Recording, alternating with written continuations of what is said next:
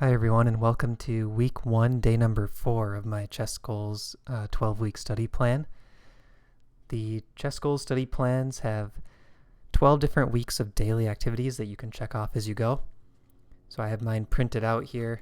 You can see every day I check off what I complete, and I'm trying to record one video each day so that you guys can kind of see what's involved with these study plans. So day number 4, the task list says to check your daily games, and if you've seen the other videos in this series, you'll know I'm waiting until March 1st for my daily games. Play one rapid game, which I did. Analyze the rapid game at a level 3. That's based on the game analysis post. I already completed that. And then 20 minutes of endgame study.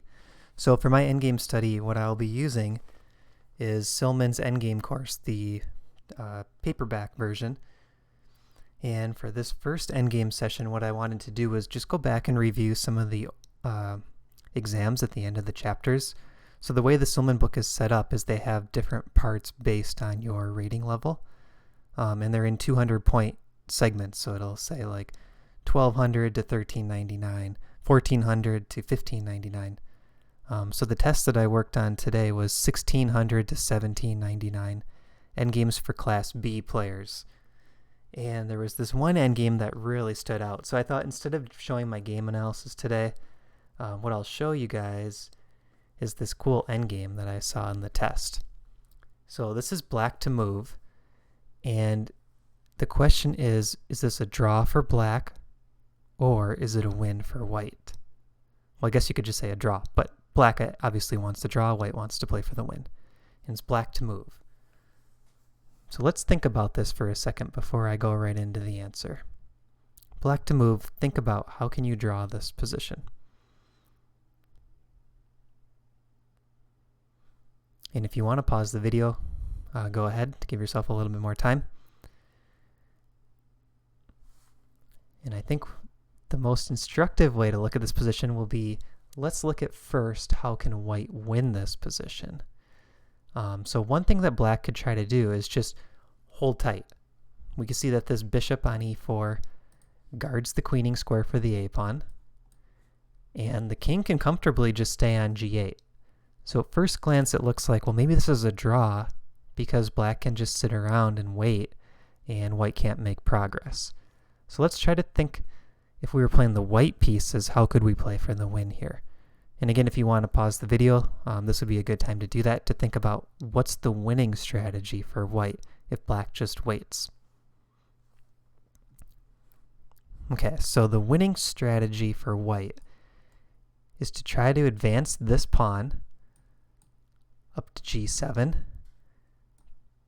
defend it with the bishop, and then run this king all the way over to the queen side, march this pawn up the board, sacrifice it for the bishop, and then run the king all the way back over to help out this pawn on g7. So let's see how this could happen. And remember, we're not trying to make necessarily the best moves for black. We're just making waiting moves to see how this could work. So it's black to move here. We'll get this pawn pushed up to g7. Now we need this bishop on d4 to defend the pawn on g7. That allows our king to run. If we don't guard this pawn with the bishop and this king moves away, the black king will capture our pawn. So now we'll start to try to make progress with the king. And our goal is to march all the way over to the queen side.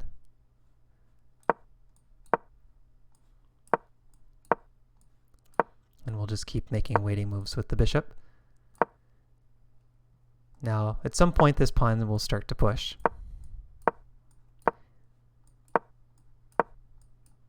And we can make a queen. Black will have to sacrifice the bishop. And now the black king has to just wait for us, because that pawn is defended. And we can march our king all the way over, squeeze the black king out,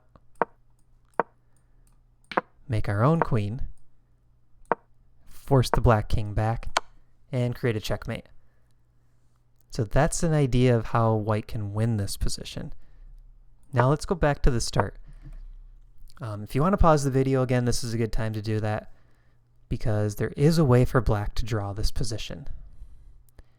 You do need to know one key endgame position to find the draw here, and that is if white only has this A pawn, the bishop, and their king, and we only have our king, we can draw the game as long as our king is blocking the A pawn. And the reason for that is because if this A pawn advances up the board, it actually gets stuck on A7, and the black king can just go back and forth between A8 and B7, and there's no way to force the king out of the corner. So really the best we can do is just repetition or stalemate, and both of those are draws.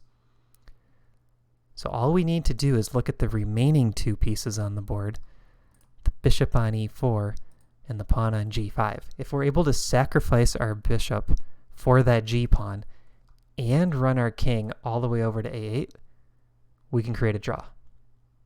So the way to do that is to start with the king move. So now you can see both bishop and king block the G6 square. White cannot advance the pawn. So it makes sense for white to try to push this pawn. Now let's go run over there with the king. Fortunately, our bishop still stops the pawn, but you might be thinking, well, what about the G pawn for white? Isn't this bishop getting overworked by trying to guard both pawns? Because the bishop is trying to block G6 and A8. But fortunately for us, after G6, we can wait for this pawn to move again to G7, because we always have the saving move bishop D5 defending the queening square. So we have time to move our king, guard the G8 square with our bishop, and now it makes sense for white to just try to promote to a queen anyways. And here we can show why this is a draw. Let's march the white king over. So you reach this point, all three of these moves are a draw. And we can't go to any of these squares either because they're all a draw. So you can see at this point, the black king is just moving back and forth, A8 to B7, and there's no way for us to make progress, so the game is a draw. If you like this video, please click the like button, and if you want to see future updates from ChessGoals on YouTube, click the subscribe button. And in the description below, I will have links for ChessGoals study plans. I'll have a link talking about game analysis, and I'll also have a link to our daily tournament, which is starting on March 1st, and a link to my chess.com post where I give weekly updates on my study plan. And if you want your own study plan, we have free plans on the ChessGoals website, and we also have premium study plans on there as well. All right, thanks for watching, and we'll see you in the next video.